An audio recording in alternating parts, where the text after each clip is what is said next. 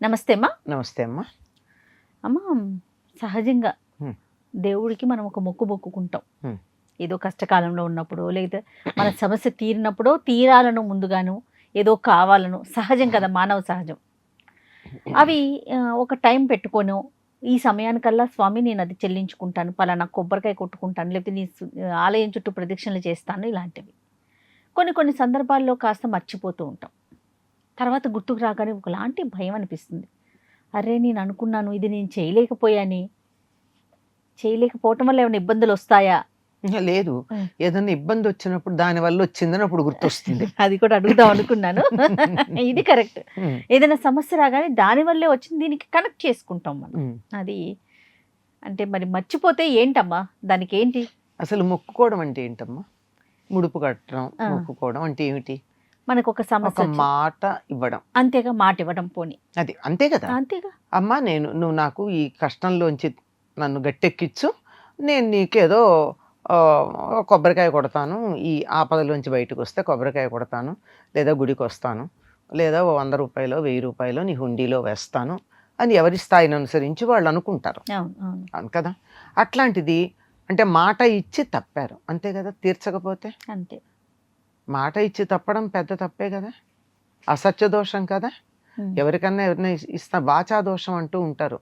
అంటే వాక్కుతో తొందరపడి ఎవరితో అన్న మాట అంటే ఆ మాట నిలబెట్టుకోకపోతే అసత్య దోషం వస్తుంది. అందువల్ల చాలా పెద్దది అసత్య దోషం. అసత్య దోషం ఇట్లా ఉండగా మళ్ళీ మనకేదో ఇబ్బంది వచ్చింది. ఒకసారి ఇబ్బంది వచ్చినప్పుడు కదా మనం మొక్కుకున్నాం, అంటే ఇబ్బందులు వచ్చాయి కదా. అంతకుముందు మొక్కుకోకముందు కూడా ఇబ్బందులు వచ్చాయి. మళ్ళీ ఇప్పుడు వస్తే ఏమైంది? మళ్ళీ మొక్కుకుని ఇబ్బంది నుంచి బయటపడాలంటే you are guilty of not fulfilling that. అక్కడ దేవుడు కాదు మనని బాధపెట్టేది ఏమిటి? Your guilt feeling. నేను అది తీర్చలేదు అన్న గిల్ట్ ఈ కష్టానికి కారణం అని అనుకుంటున్నాం. ఆ మొదటిసారి కష్టం వచ్చినప్పుడు నువ్వు ఇంతకు ముందు మొక్కుకుని మానలేదే, అయినా కష్టం వచ్చిందా లేదా? అవును. ఇప్పుడు కూడా అలాగే వచ్చిందని ఎందుకు అనుకోవటం లేదు? నీ తప్పు నీకు తెలుసు గనక. అంటే నువ్వేదో చేస్తానని చెయ్యలేదు, మాట ఇచ్చి తప్పావు, అబద్ధం ఆడావు, మరి నీకు ఇదవుతుంది కదా. ఆ గిల్ట్ ఏదైతే ఉందో, అపరాధ భావన ఏదైతే ఉందో, అది నిన్ను ఎక్కువ ఇబ్బంది పెడుతూ ఉంటుంది.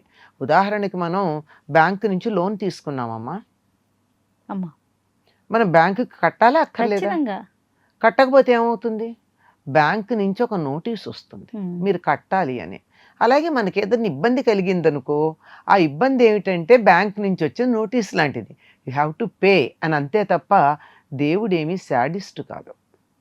మనం చెయ్యకపోతే పనిష్ చేయడైనా గుర్తు చేస్తాడు. మనం నిజంగా పనిష్ చేసేది మన అంతరాత్మ. సరే, అది లేని వాళ్ళు అంటావా? వాళ్ళని మనుషులుగానే మనం పరిగణించం కదా, అంతరాత్మే లేని వాళ్ళు. కానీ చాలా తెలివిగా మాట్లాడుతూ ఉంటారు. దేవుడు దయామయుడు కదా, నేను మర్చిపోతే మాత్రం నన్ను బాధ పెడతాడా అనే మొండితనం, మూర్ఖత్వం ఉన్న వాళ్ళు ఉంటారు. వాళ్ళకి అంతరాంతరాల్లో తెలుసు, పైకి ఇట్లా చెప్పిన తెలియకుండా ఎందుకుంటుంది? అదే కదా. అసలు ఈ మాట ఎందుకు మాట్లాడాడు? మనసులో తెలుసు కనుకే మాట్లాడాడు కదా. తన్ని తాను సమర్థించుకుని నాతో మాట్లాడాడంటే నేను సరేలే అని అంటే, నేను సరే అన్నటువంటి మాట మీద ఆధారపడి తప్పు నా మీదకి నెట్టేసి తను తప్పించుకోవడానికి చేసే పని ఇది. అంతే, అంతకన్నా మరొకటి కాదు. కనుక మొక్కుకోవడం అన్నది ఆపదలో ఎవరికన్నా అనిపిస్తుంది, ఈ కష్టం తీరిస్తే నేనేదో ఒకటి చేస్తాను అని, నాకు ఇది ఇస్తే ఏదో ఇస్తాను అని. ఇప్పుడు నా దగ్గర డబ్బులు ఉన్నాయి, దాహం వేస్తోంది, అక్కడికి వెళ్ళి కూల్ డ్రింక్ షాప్లో మంచినీళ్ళలో కూల్ డ్రింకో తీసుకుంటాను, డబ్బు ఇచ్చి తీసుకుంటాను. ఒకవేళ డబ్బు ఇవ్వలేదు, నా దగ్గర డబ్బు లేదనుకో, తెలిసిన వాళ్ళైతే అమ్మ ఇంటికి వెళ్ళి నీకు డబ్బు ఇస్తాను, నాకు కూల్ డ్రింక్ అని తీసుకున్నా. నాకు అప్పటికి ఆపదలోంచి బయటపడ్డా, దాహంలో నుంచి. నేను తీర్చకపోతే ఏమైంది? నేను వాళ్ళకి ఇవ్వాల్సిన 10, 20 ఇవ్వలేదనుకో, మాట తప్పడం కాదు, రేపు పొద్దునివ్వరు. ఒక రకమైన దొంగతనమే అది. అబద్ధమైంది, దొంగతనమైంది. వాళ్ళ దగ్గర నుంచి వస్తువు తీసుకుని అబద్ధమాడి దొంగతనం చేశారు. రెండు జరిగినాయి. అంతే, దేవుడి దగ్గరైనా అంతే. ఎంత చక్కటి ఎగ్జాంపుల్ చెప్పారమ్మా. అంతే కదా. ఇప్పుడు మనకి నేను ఇస్తాను, నా దగ్గర లేదు డబ్బు, రేపు ఇస్తానమ్మా, తర్వాత ఇస్తాను, నాకు ఇది ఇవ్వని తీసుకున్నా. అవును, తీసుకున్నప్పుడు ఇవ్వాలా అక్కర్లేదా? ఖచ్చితంగా. అలాగే నువ్వు నాకు ఆ కష్టం తీర్చు, నేను నీకు ఇది ఇస్తానన్నా, ఆ పని నాకు చేసి పెట్టారు. ఇప్పుడు ఇక్కడ పని చేయడం అన్నది ఏంటి, ఇక్కడ నేను వస్తువు చెప్పాను. అట్లా కాకుండా అమ్మ నాకు ఈ సహాయం చేసి పెట్టమని అడిగా, సహాయం చేసి పెట్టినప్పుడు చెయ్యాలి కదా. నేను ఇది ఇక్కడి నుంచి ఇక్కడికి మోసుకెళ్ళలేనమ్మా, నా ఈ సూట్ కేసో బియ్యం బస్తానో నువ్వు ఇక్కడికి తీసుకురా అని అడిగాను. తీసుకొచ్చారు, ఇవ్వాలి కదా 10 రూపాయలు వాళ్ళకి కూలి. ఇవ్వకపోతే ఏమైంది? దేవుడి దగ్గర కూడా అంతే. అంటే దేవుణ్ణి నేను దిగజార్చానని కాదు ఇక్కడ చెప్పడం, మనకు అర్థం కావడం కోసం చెప్తున్నా. అంచేత ఇక్కడ మాట తప్పిదు. కొంతమంది ఉదారంగా పోతే పోన్లే అని ఊరుకుంటే ఊరుకోవచ్చు, కానీ మన దగ్గర మన గిల్ట్ మనకుంది కదా, మనని బాధ పెట్టేది మన దోషం అంతే. అంటే దీన్ని మనం తప్పనిసరిగా తీర్చాలి. ఇంతగా సైకలాజికల్ పాయింట్ ఆఫ్ వ్యూలో చెప్పి ఎక్స్ప్లెయిన్ చేసి అవతల వాళ్ళకి అర్థమయ్యేదాకా చేయలేం గనక అలా తీర్చకపోతే ఇలా కష్టం వచ్చింది, ఇలా తీర్చకపోతే అలా కష్టం వచ్చింది అని కథలు చెప్తూ ఉంటాం మనం. దేవుడికి మొక్కుకున్నామండి, మొక్కు తీర్చడం మర్చిపోయాము, అందువల్ల ఇట్లా అయిందేమో, మళ్ళీ మాకు గుర్తు చేశాడు కనుక మేము తీరుస్తామనగానే తీరిపోయింది, ఇవన్నీ మనకు చెప్తూ ఉంటారు. ఎందుకంటే మనం మాట తప్పకుండా ఉండడానికి. ఓకే, సో మర్చిపోకుండా ఉండాలి, మొక్కులు తీర్చాలి. అసలు తొందరపడి మాట ఇవ్వడం దేనికమ్మా, ఇస్తే నిలబెట్టుకోవాలి. తొందరపడొద్దు, అది కూడా కరెక్ట్ కదా. ఒక సమస్య రాగానే 100 మొక్కులు మొక్కుకుంటాం, 100 మొక్కుకుని అన్ని మర్చిపోతాం, చాలా మర్చిపోతారు. ఏదో 1 2 గుర్తుంటే అన్ని గుర్తుండవు. అవును, కాబట్టి అందరి జీవితంలోనూ అనుభవమేనమ్మా, ఎవరు ఎక్సెప్షన్ కాదు.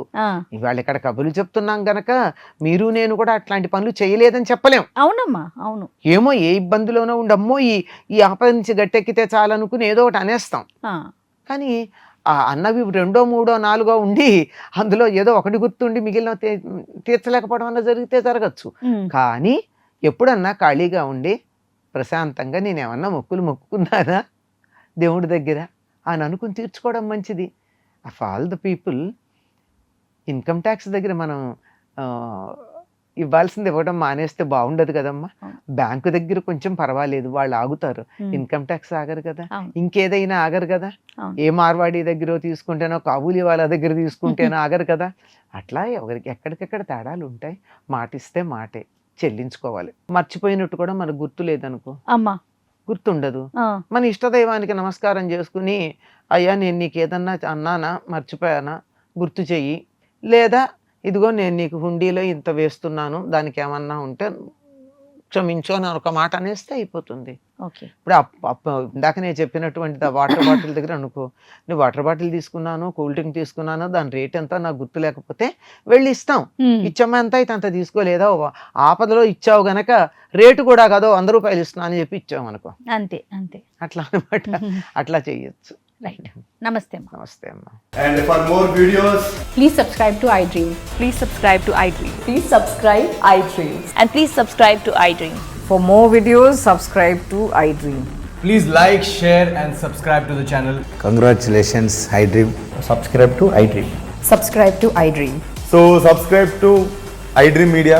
iDream team andarki huge congratulations. Please subscribe iDream Media. Please subscribe to iDream.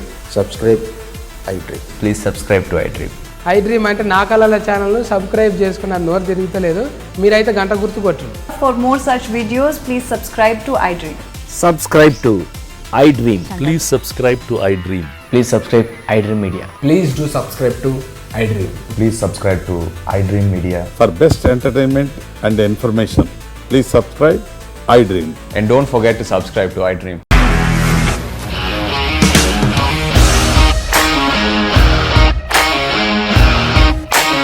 ఇండస్ట్రీలో కమిట్మెంట్ ఇష్యూస్ వస్తే నీకు కూడా వచ్చినట్టు. మార్నింగ్ తీసుకెళ్ళాడంటే కొట్టి పడేసాడు.